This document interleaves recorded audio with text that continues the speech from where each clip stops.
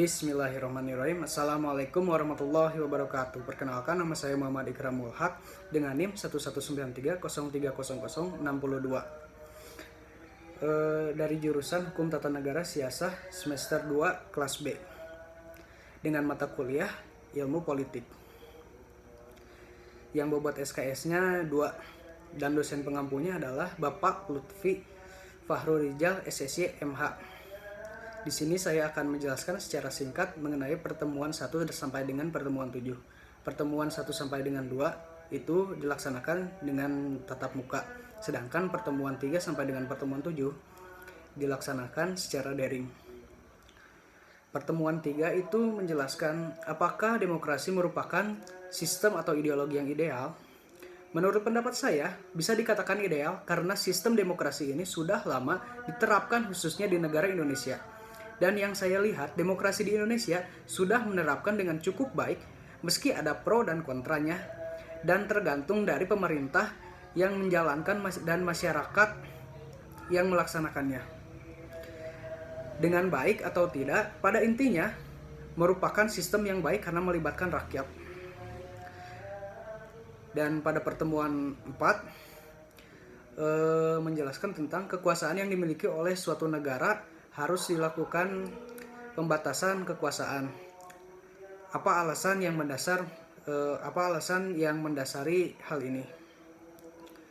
Jadi pada dasarnya dilatar belakangi oleh adanya kekuasaan tunggal dalam negara yang berada cenderung sewenang-wenang, maka untuk membatasi kekuasaan itu dibangun konsep pemisahan kekuasaan agar terjadi pembatasan kekuasaan antara lembaga negara dan lembaga pengadilan yang mengawasi jalannya undang-undang.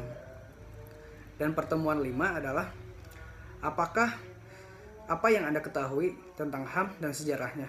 Bagaimana HAM di Indonesia dan sertai contoh kasus pendukung argumentasi Anda. Yang pertama, hak asasi manusia atau yang sering disebut HAM adalah sebuah hak yang didapat setiap manusia dari awal dia lahir hingga dia meninggal. Hak-hak yang dapat diperoleh oleh setiap individu tersebut disebutkan dalam Undang-Undang Nomor 39 Tahun 1999, yaitu diantara lain, yang pertama, hak untuk hidup, yang kedua, hak berkeluarga dan melanjutkan keturunan, yang ketiga,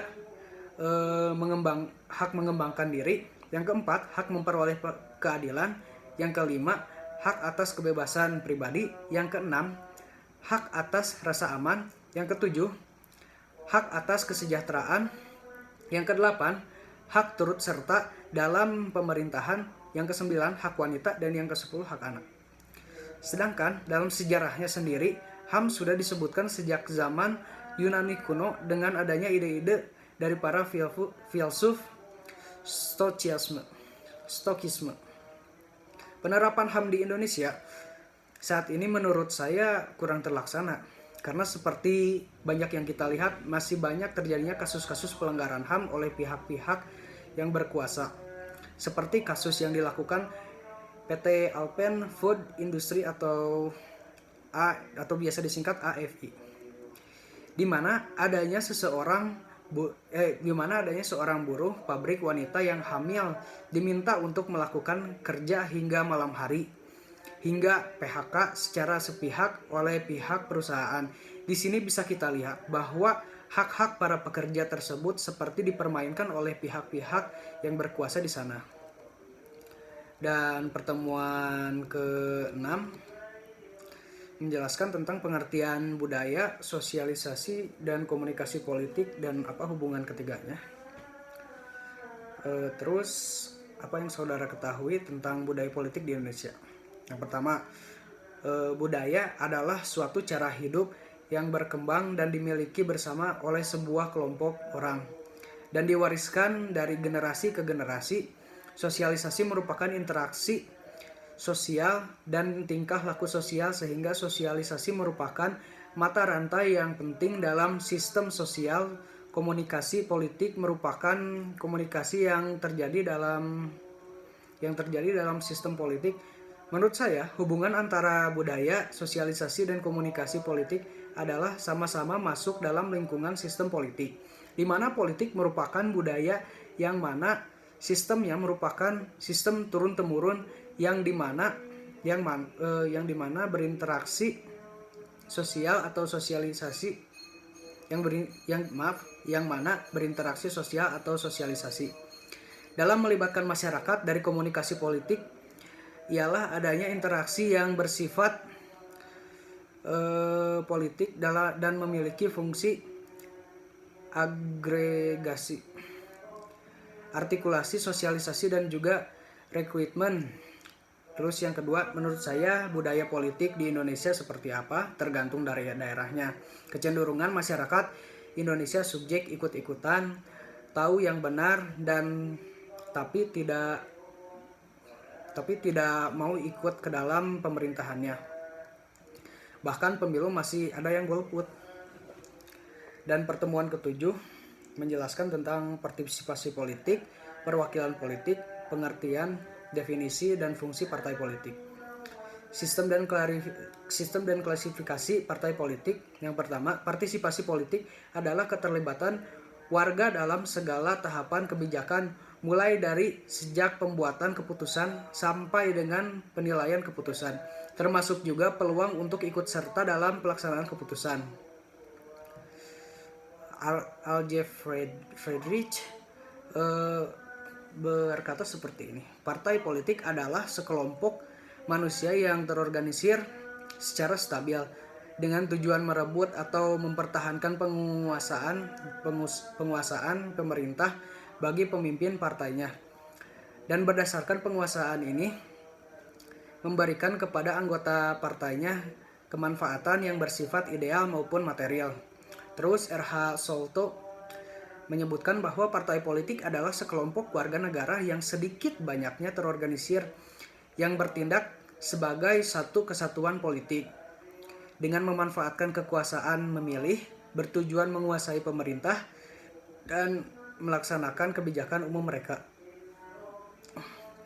Yang kedua adalah perwakilan politik ialah sekelompok orang yang berwenang menyatakan sikap atau melakukan suatu tindakan baik yang diperuntukkan maupun mengatasnamakan pihak lain.